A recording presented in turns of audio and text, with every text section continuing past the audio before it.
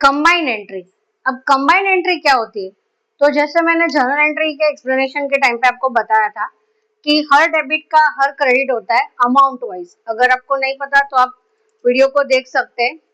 तो हर डेबिट का क्रेडिट होता है अमाउंट वाइज, अकाउंट वाइज नहीं। तभी भी मैंने बोला था क्यों अकाउंट वाइज नहीं, क्योंकि कभी कभी एक डेबिट के 3-4 क्रेडिट होते और एक क्रेडिट के 3-4 डेबिट होते। अब वो कैसे होता है? तो सबसे पहले एक सिंपल कंबाइन एंट्री आपको बताती हूँ कि सपोज हमने गुड्स खरीदा, गुड्स परचेज किया। अब समझो हमने गुड्स खरीदा 50,000 का, हम कैश लेके गए थे 20,000, ठीक है। अब क्या होता है कि ट्रांजेक्शन तो हुआ है लेकिन हमारे पास पूरे पैसे नहीं है, तो हम क्या करेंगे 20,000 उसको कैश देंगे और 30,000 से गूगल पे करेंगे या चेक देंगे या जो भी है, ठीक है। मतलब मोड ऑफ पेमेंट चेंज हो जाएगा। इन शॉर्ट, कैश के बदले हम बैंक से उसको पेमेंट करेंगे। तो ऐसे केस में हम क्या लिखेंगे, परचेज अकाउंट डेबिट। तो हम कैश नहीं लिख सकते क्योंकि पूरा का पूरा हमने कैश पेमेंट नहीं किया है, नहीं तो वो बैंक अकाउंट के बैलेंस में अफेक्ट करेगा, मतलब उसमें गड़बड़ होगी अगर आपने पूरा कैश लिख दिया है तो। और कैश के भी में भी अफेक्ट होगा क्योंकि कैश बैलेंस में वो है ही नहीं, आपके पास हार्ड कैश है ही नहीं, तो आपने पे किया कैसे? ओके। और कैश का कभी भी नेगेटिव बैलेंस नहीं आता, ये बात आपको ध्यान रखना है कि कैश मतलब एक सिंपल चीज है। आपके आपके पॉकेट में अगर 500 रुपीज है तो आप 500 तक का ही खर्चा कर सकते हैं, अब 600 का खर्चा नहीं कर सकते।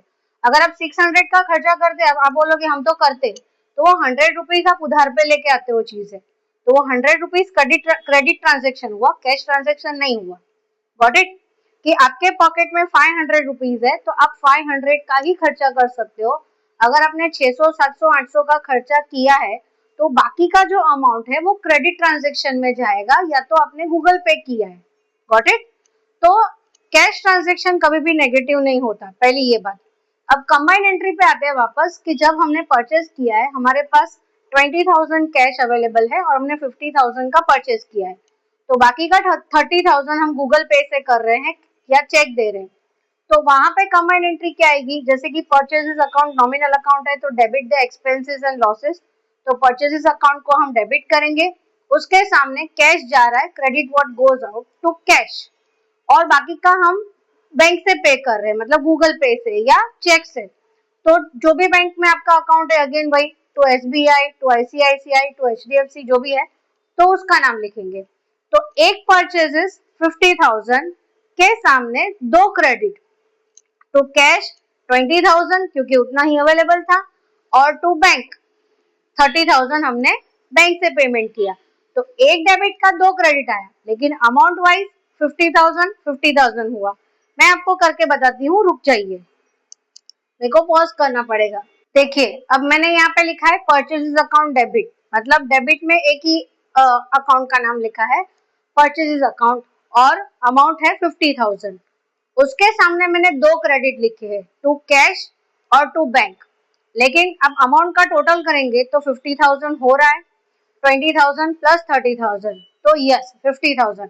तो 50,000 के डेबिट के सामने मैंने 50,000 का क्रेडिट किया है, जो इम्पोर्टेंट है। मतलब आप कितने अकाउंट लिखते हो, अकाउंट भी इम्पोर्टेंट है क्योंकि आप कौन से टाइप को कौन से कंसिडरेशन में कौन से एस्पेक्ट से क्लासिफिकेशन से लिख रहे हो वो भी इम्पोर्टेंट है। लेकिन मेन अमाउंट है, डेबिट साइड का अमाउंट और क्रेडिट साइड का अमाउंट हमेशा इक्वल होना चाहिए। तो डेबिट में 50,000 है और क्रेडिट का टोटल भी 50,000 है। अब यहाँ पे एक और ट्विस्ट क्या हो सकता है कि सपोज कि आपके बैंक में भी नहीं है अमाउंट 30,000 का, तो आप क्या बोलेंगे, आप 30,000 बाकी रखो, मैं बाद में पे कर दूंगा। तो ऐसे केस में टू बैंक के बदले वो जो पार्टी है उसका नाम आ जाएगा।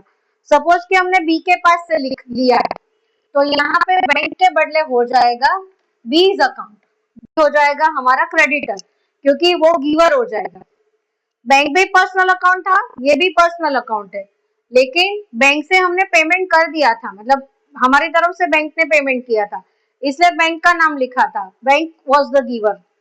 यहाँ पे हम कोई भी पेमेंट नहीं कर रहे, ये 20,000 का पेमेंट कर दिया, 30,000 हम बाकी रख रहे हैं, तो ये इतना क्रेडिट ट्रांजेक्शन हो जाएगा। तो उसके लिए B is the giver, B ने 30,000 के गुड्स हमें दे दिए हैं बिना पैसे के, 20,000 के सामने हमें 50,000 के गुड्स मिले, इसलिए ये क्रेडिटर के लिस्ट में शो करेगा और इसीलिए यहाँ पे बी का अकाउंट क्रेडिट हो जाएगा।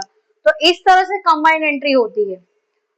Got it? अभी आगे और भी कंबाइंड एंट्रीज बताऊंगी। ये एक सैंपल मैंने सीधा सादा एंट्री जो है, जो हम लोग जनरल प्रैक्टिकल यूज में करते हैं। अगर हम बिजनेस नहीं भी कर रहे हैं तो ग्रोसरी स्टोर में या कहीं पे भी ऐसा होता है कि हम 500 रुपए लेके गए लेकिन चीजें 700-800 की लेकर आ गए, तो बाकी के पैसे हम बाकी रखते हैं।